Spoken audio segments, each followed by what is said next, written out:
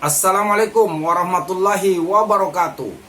Berjumpa lagi bersama pecinta bola sejati. Apa kabar sahabat pecinta bola sejati? Semoga hari ini kita selalu dalam keadaan sehat walafiat. Hari ini saya akan memberikan video Hamdan Hamedan bongkar-bongkaran dalam mencari pemain keturunan. Ikuti informasinya lebih lanjut.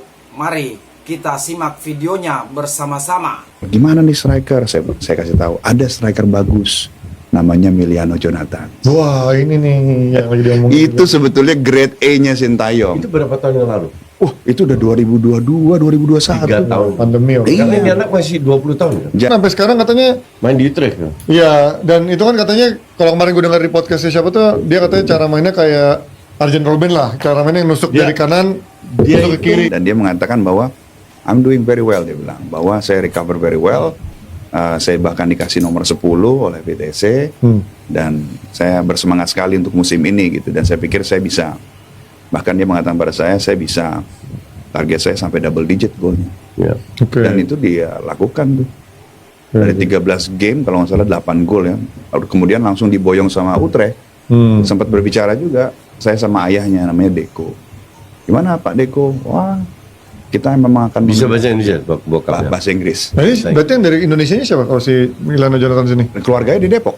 Oh Orang gitu, Depok siapa? dia. Nggak dari Neneknya? bokap nyokap. Dari ayahnya. Dari ayah. ayahnya. Neneknya atau udah Iya, lebih maksudnya, buyutnya lagi? dari kakeknya. Oke, dari kakeknya. Oke. Keluarga Jonathan kan memang ini kan memang Ambon ya? ya. Jadi kita tuh punya list nama-nama yang memang keturunan Indonesia tuh. Nah itu kalau itu udah bukti permulaan yang cukup istilahnya tuh. Oke. Nah ada juga yang Jonathan yang lain, ada juga David Jonathan juga dan lain sebagainya. Rupanya mereka nih sepupuan juga punya darah Indonesia. Oh. Tapi singkat cerita tuh saya menarik sekali pada saat saya ngobrol dengan ayahnya gitu. Ayahnya bilang ini sih dengan performanya Miliano seperti ini, saya nggak kaget kalau dia akan pindah klub di pertengahan Januari. Iya.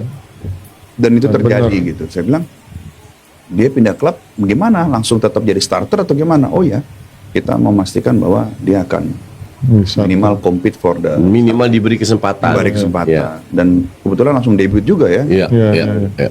So it's very promising player dan orangnya sangat baik juga. Tapi tugas kami hanya mendata saja. Oke. Iya, Tapi kan iya, boleh iya, dong iya, mengargumenta iya, iya, tentang iya, ya. iya. Apalagi kalau mainnya dia memang kayak Arhan Robben sebenarnya cut Iya, iya. inside gitu. Mainnya Right bagus. winger yang cut inside. Oh kemarin yang bilang itu gue sempat baca Yusa Nugraha itu yang bilang cara mainnya kayak Arjen Robben dan promising banget lah kalau emang benar-benar dia tertarik ke Indonesia. Nah berarti Kita butuh winger kanan.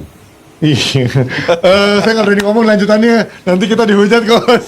Enggak lah, ini cuma memberi nggak ada masalah. Iya benar kita butuh yang benar-benar Kita karakter butuh winger kanan dan iya. bisa cut inside. Dan nggak satu, kita butuh 2-3 buat pelapis kan. Kalau Iya. lagi cedera atau apa. Nah berarti Bang Hamdan proses awal berarti hanya di proses awal yang mendata dan silaturahim di awal. Kita Yang persuasifnya berarti siapa itu biasanya? kami tuh mendata. Oke. Ya. Misalnya diperlukan, misalnya kami juga berbicara. Contohnya kayak dalam case-nya Matt Baker Oke. sama Tim Baker, gitu kan. Nah, memang di Kemenpora sebetulnya Pak Menpora tuh mengharapkan Pak Mempora sekarang. Menpora sekarang dan kan juga beliau juga menjabat Menpora sebelumnya juga. Kan? Iya, iya. Iya, iya. Jadi beliau tuh fokusnya mengatakan kepada saya bahwa cari atlet Indonesia sebanyak mungkin lintas cabur dan diutamakan yang bisa membela Indonesia tanpa naturalisasi. Tiani Reinders. Nah, saya dengar itu sebetulnya grade A-nya Sintayong sejak awal. Oke. Cuman pada saat saya masuk, cuman ada 3 nama yang harus diselesaikan. Jadi waktu itu kita dikasih list, selesaikan ini. Iya. Oke. Nah, kemudian di bulan Juninya itu, Juni 2021 ya, saya pikir 2021, saya dapat SK untuk membantu yang persiapan untuk timnas U20. Oke. Jadi dengan kata lain ABG, anak berkewarganegaraan ganda. Oke, ya. Atas yang bisa punya paspor Indonesia tanpa naturalisasi dan bisa punya paspor Indonesia sampai usia 21 tahun. 21 plus 3 tahun. Oke. Nah, insya Allah mereka lanjut tetap membela Indonesia. Garuda. Oke. Ya, memang secara hukum mereka bisa punya 2 paspor. Iya. Jadi misalnya pada saat ada kebutuhan mencari pemain U17, kami melakukan pendataan. Kami mendapatkan beberapa nama. Kemudian nama ini kita, Beberapa itu berapa? wah banyak coach, kita total 600 nama coach. Dari atlet Lintas cabur. ada dari 14 cabur. Pemain bolanya berapa persen? Wah besar coach, karena mulainya aja waktu saya selesai di PSSI itu kita sudah bawa carry over 200 pemain kan. Oke. Jadi begitu Dari usia berapa? dari usia, wah dari bisa 15 ke atas. Hari ini aja kami dapat 4 pemain baru coach dengan referral teknik. Ya. Oh gitu. Mantap. Jadi biasanya ini coach, orang kan cara mencari diaspora itu ada 3. Nah, Yang pertama itu adalah apa yang saya sebut looking for a needle in a haystack. Ya. Mencari Pasti. jarum di jerami. Nah ini Ya. yang paling susah. Paling susah. Ya. Itu kita masuk misalnya, oke ada populasi diaspora di negara mana, kita cari mungkin klub apa yang di sana, kita cari satu persatu, kita kontak. Nah ini kita nggak ngelakuin ini. Ini just Terlalu consuming. time consuming ya. Ini so 2018. Nah, gitu. Ya. makan waktu Di banget. awal-awal mungkin kita pernah Konservatif gitu. sekali itu ya. Nah, lalu yang kedua adalah approach the community. Kita ngobrol sama komunitas diaspora di sana. By the way ada nggak nih atlet basketball? Ada nggak atlet sepak bola? Nah, misalnya contohnya Matt Baker. Pertama kali saya ngobrol dengan kawan saya di Melbourne, itu muncul nama Matt Baker. Oke. Terus kemudian rupanya tim riset kita juga melalui pencarian menemukan juga Matt Baker. Oke. Lalu ketiga, kita juga salah satu representatifnya juga reach out ke kita.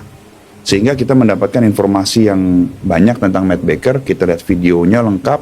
Terus kita sih punya sistem kalau pemain ini mempunyai video lebih dari 30 menit ataupun kita bisa lihat 3 pertandingan, kita akan kasih rating system.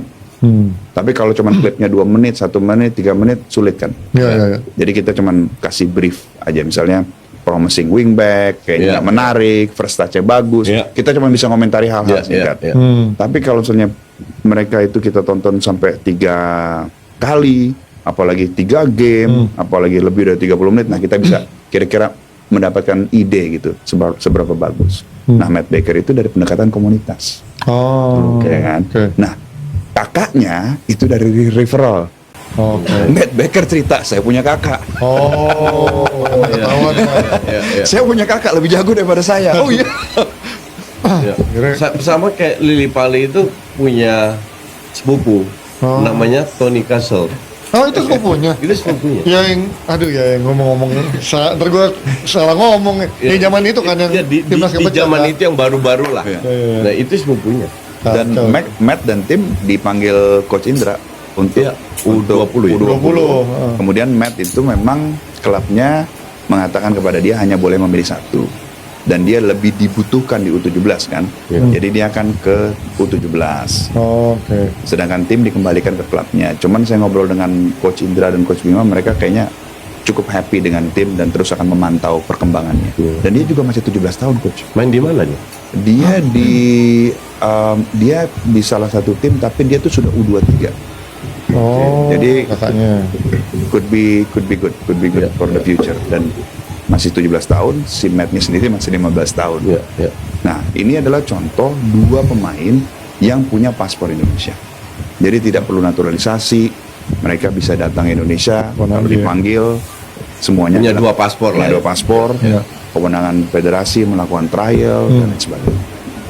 Lebih simpel kan. Nah, tapi berarti kalau waktu silaturahim itu ada nggak sih Mas Hamdan yang benar-benar kita pengen ke Indonesia tapi udah ada syarat ini itunya, ada nggak yang di awal udah kayak gitu ngasih ancar-ancar? Nggak, zamannya dulu di PSSI zaman Sintayong awal ada yang minta duitnya.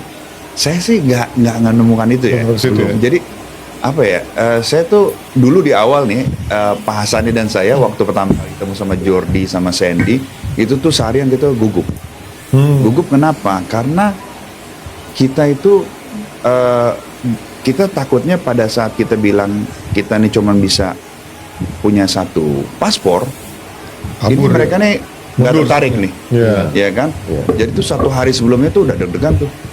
Kemudian berangkat ke Belgia, ketemu dengan Jordi bawa keluarganya, bawa neneknya, kemudian ada Sandy juga, dan mungkin 5 menit pertama mereka langsung mengatakan kita siap bela Indonesia dan kalau memang itu harus melepaskan paspor ini kita siap. Itu langsung lega banget itu. Iya. Dan deg-degannya hilang berarti. Karena kan Iya, gue nggak tahu bener atau enggak ya, karena beredar juga gosip-gosip di netizen masalah bayaran kan. Sebenarnya untuk gue sih bukan sesuatu yang apa ya, yang kalau lu minta dibayar bukan berarti lu nggak cinta Garuda kan. Bisa aja sebuah kompensasi yang mungkin mereka harapkan karena mereka tinggal di dunia profesional, di mana selalu duit terlibat signing kontrak lah, apalah, bonus lah, ini itu. Jadi untuk gue bukan hal yang tabu. Makanya gue pertanyakan apakah ada hal-hal kayak mungkin di zamannya, ya semoga sampai sekarang nggak ada ya. Kita harapnya begitu. Cuman yang menarik ini kan, ini contoh paling banyak diaspora itu kan di Belanda. Jadi yang keturunan Belanda dari kakeknya itu menurut yang gue dengar itu ada sekitar 3 juta orang. Bukan pemain bola ya. Keturunan Belanda. Itu ada yang punya dari kakeknya atau apa. Nah, dari 3 juta ini pisah-pisah pemain bolanya. Artinya lu kalau dapat 100 200 saja udah banyak banget kan. Yang bisa dinaturalisasi dan itu kan dipilah-pilah lagi. Nah, yang gue bingung itu cara kalian itu gimana? Memisah-misahkan